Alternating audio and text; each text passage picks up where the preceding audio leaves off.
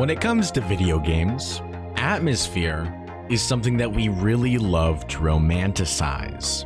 And it makes sense. When you're a kid, it didn't take all too much for a video game to captivate you. But as you get older and it gets harder to suspend your disbelief, searching for experiences that truly immerse you in the same way as they did when you were younger is very human. Now, atmosphere is a very broad term, and it can be quite a few different things. From how a game looks, with the texture work or the, actual physical space itself, to how a game sounds, with the ambience, the sound effects, or the music. Or how a game is experienced through the story, or the characters, or the setup, or whatever, what have you. Atmosphere, as we know it, is the culmination of every aspect of a game going right. But it also isn't, and we'll get to that. I've picked out a handful of games that I think lend themselves to some pretty interesting discussion regarding atmosphere in one way or another. But by no means is this a definitive list, and for sure, anything but comprehensive. Some of these games have already been talked about to death, and honestly, I'm not even sure if adding my 2 cents will really make a difference in any meaningful way. But regardless, I think taking a closer look at these games and highlighting what makes their atmosphere so unique is at least just like a fun thing to do. So without further ado, here are a couple of games that I really appreciate the atmosphere of and would like to talk about.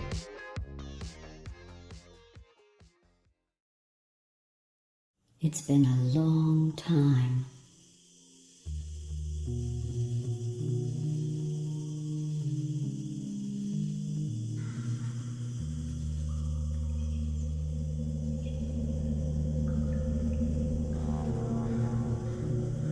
Portal 2 is a sequel, as the name suggests, and working on something with the intention of it being a successor to another thing leaves traces of design decisions that really tell us a lot about how the developers felt about their own game.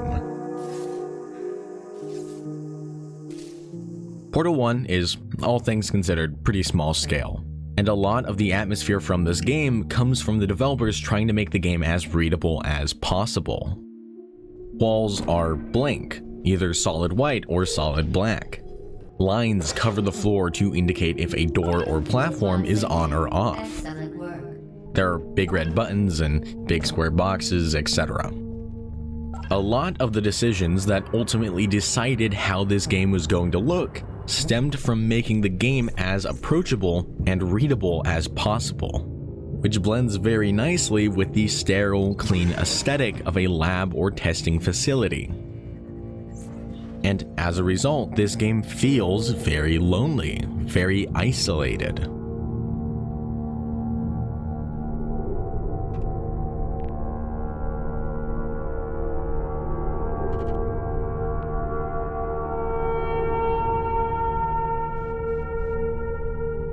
The later half of this game has you break out of the testing areas and make your way through the facility. This section is a lot more visually cluttered, but it relies on your intimate knowledge of everything the game previously taught you.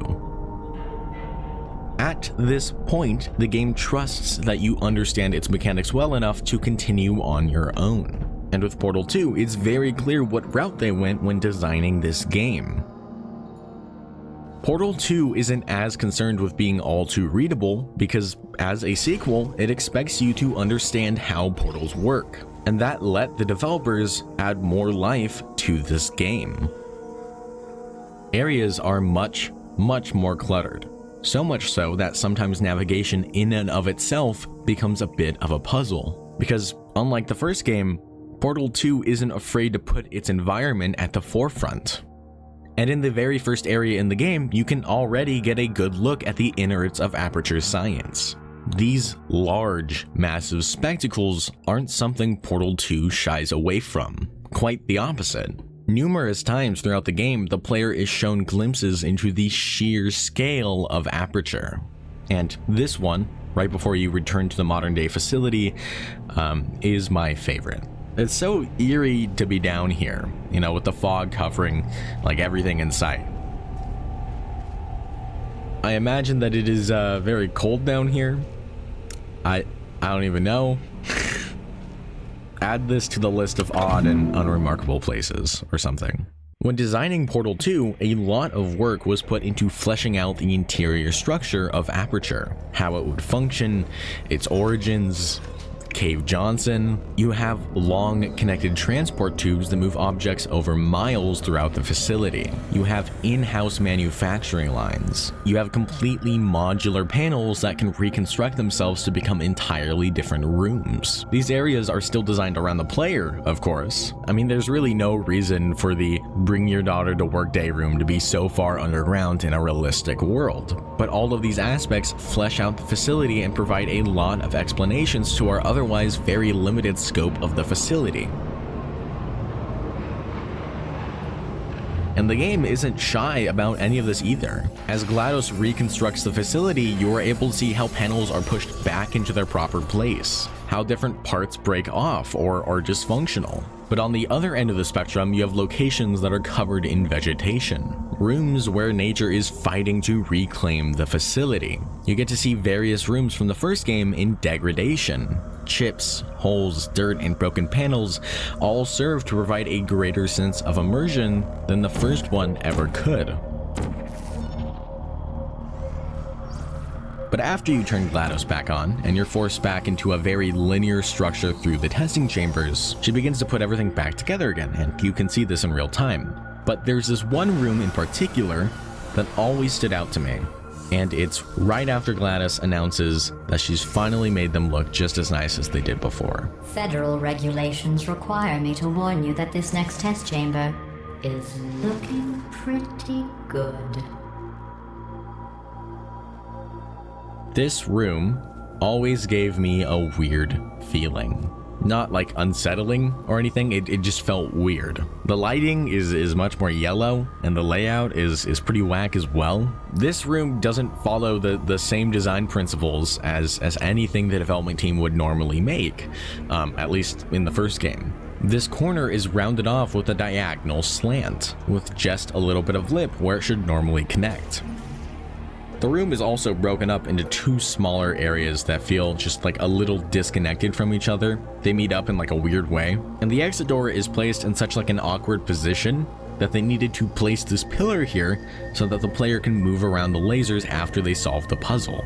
This room just feels weird. Nothing like the first game at all. And I think they did this to add visual noise to the puzzle, which is something that Portal 2 does a lot, actually. We've already seen this in how it designs its environments, but especially with the part of the game where you fall down the original facility, so much of this area is built around a completely different design philosophy.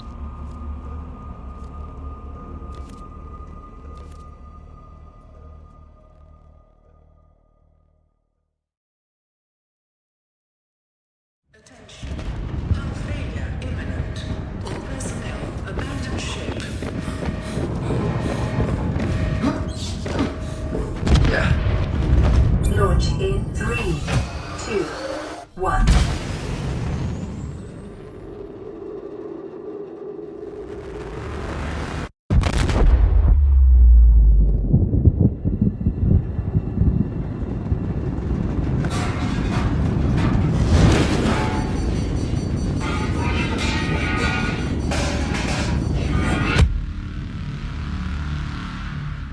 Subnautica begins with you losing everything you've ever had.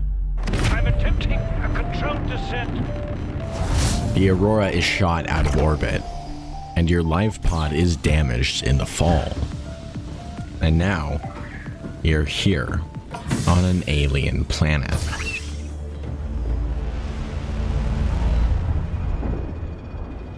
(4546)B. A planet entirely covered in water.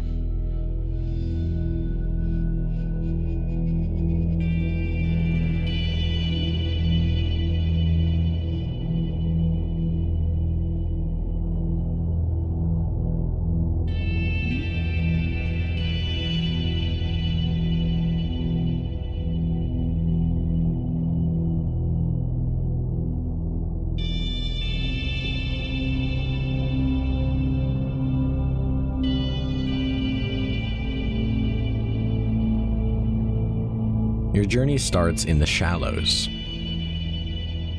Clear, safe waters with plenty of resources and ready access to air. But if you dare to leave its protection, you can find a whole world of ecosystems.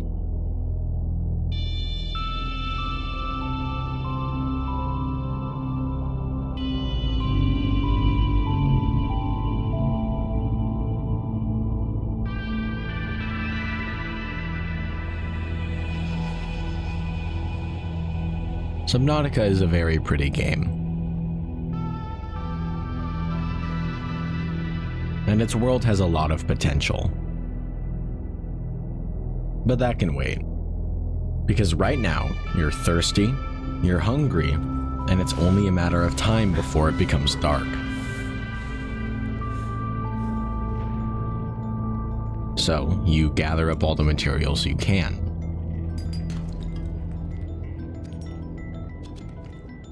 Slowly building up an arsenal of tools and equipment.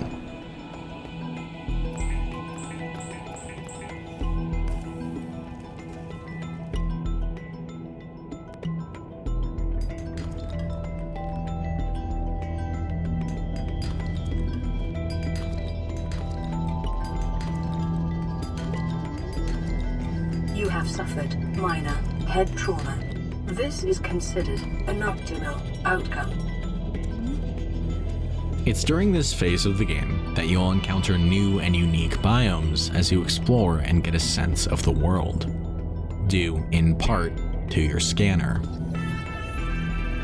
The scanner actually plays a pretty big role in Subnautica. It's their only way of progressing through the game, and it provides a lot of in-depth details that are crucial to understanding its story.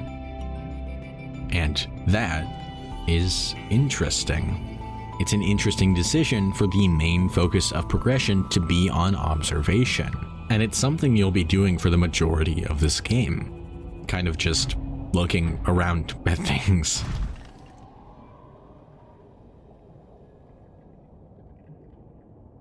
From the very beginning, the player takes a passive role on 4546B, acting as a researcher, gathering information about the plant and animal life, as well as the pieces of the crashed Aurora scattered throughout the map.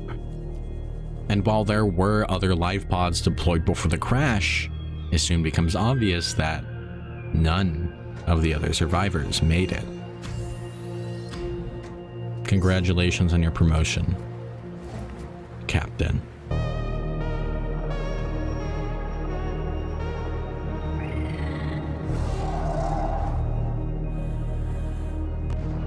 Subnautica relies on the player's sense of curiosity to take them further. What's in these massive wrecks? What are these mushrooms doing here? What's that sound off in the distance? It's very intentionally designed this way. The actual game design itself does nothing more than provide a structure for the story and gameplay to stand upon. Subnautica lets the player's imagination do the rest of the heavy lifting. When the shallow waters give way to a massive expanse, it feels intimidating on both a gameplay level as well as a personal one. Not only is the sea floor, where most of the resources are, further from the surface and, as such, oxygen, but also that's a lot of space. Something big could live here. And while in reality, you're often much safer in Subnautica than you feel you are, the game makes it as difficult as possible to tell where that line sits.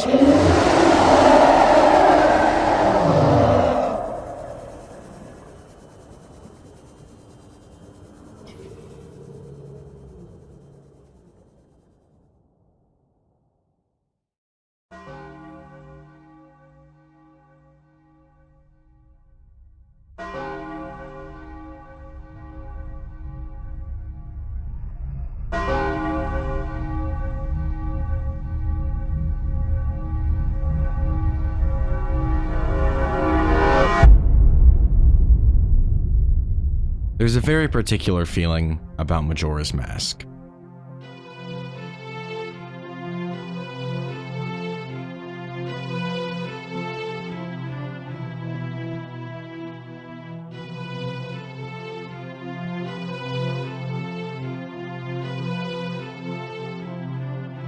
It's very stressful. There's a timer always on screen, counting down the minutes until the world ends. You have so much to put into order, so many people to save the world. And it seems like there's never enough time to get to it all. But in a weird, sort of twisted way, it's also kind of comforting. This game has an unbelievably unique atmosphere, partially because of its premise, partially because of its music, and partially because of the strange structure the entire game is built around.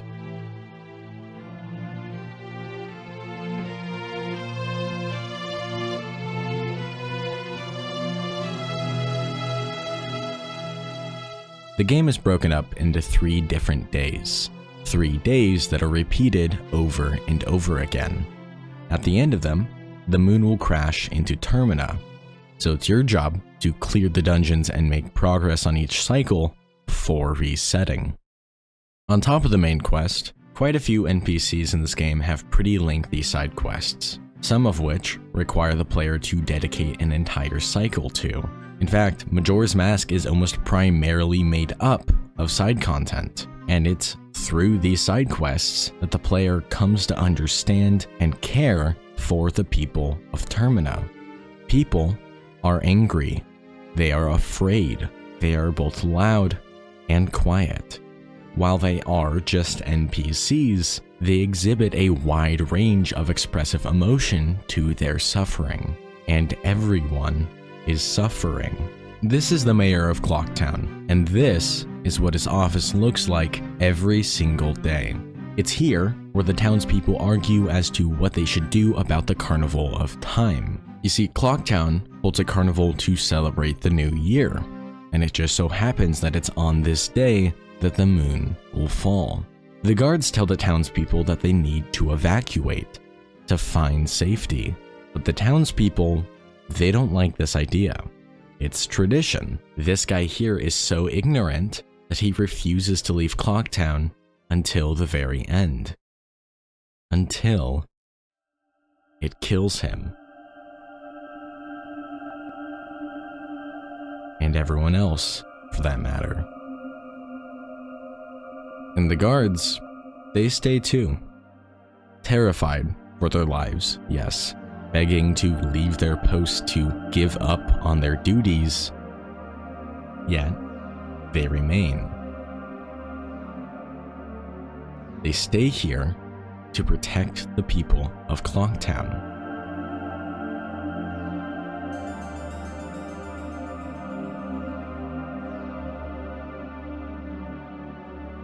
This is the swordsman.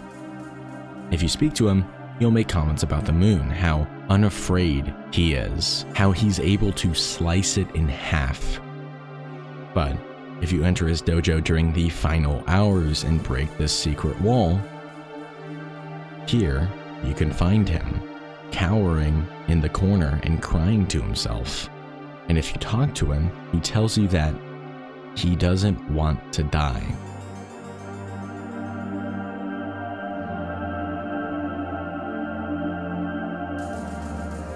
Assuming you helped Romani defeat the aliens and Cramia with her delivery, you'll be able to speak to her while she's out in the field. She'll tell you that she heard the moon is going to fall, and she wonders if she's going to be safe here on the ranch. But if you talk to her again, she knows that she won't be. And just before the final hours of the game, if you catch her and Romani in the barn, Romani will tell you how Cramia is finally letting her try Chateau Romani, a drink which Cramia forbade her from until she was an adult, likely because it's alcoholic. Romani asks Cramia as to why now, and at first, Cramia is silent. before telling our sister that she's an adult now, that she sees it in her.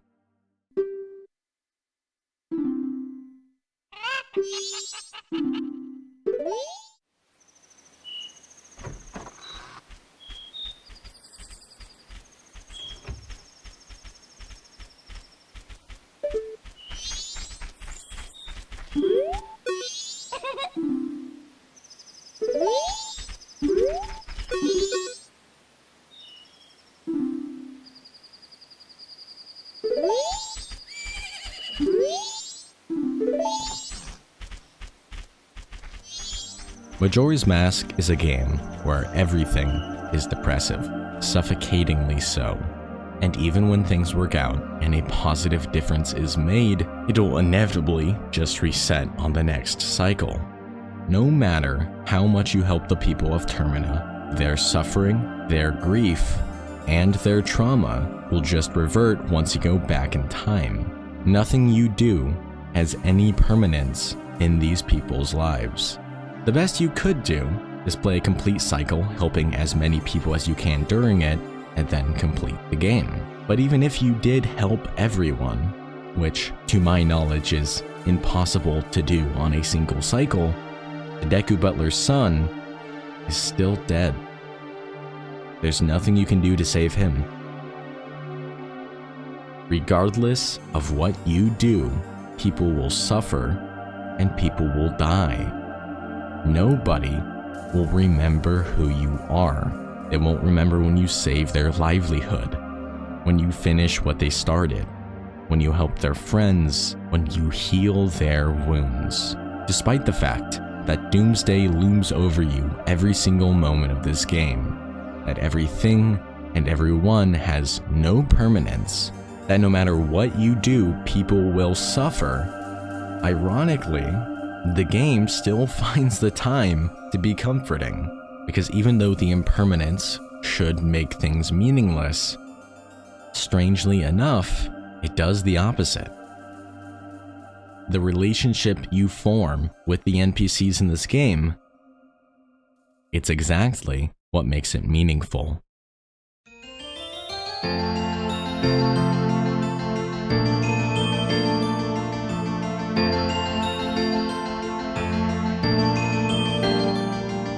Throughout this video, we have taken a look at 3 different games.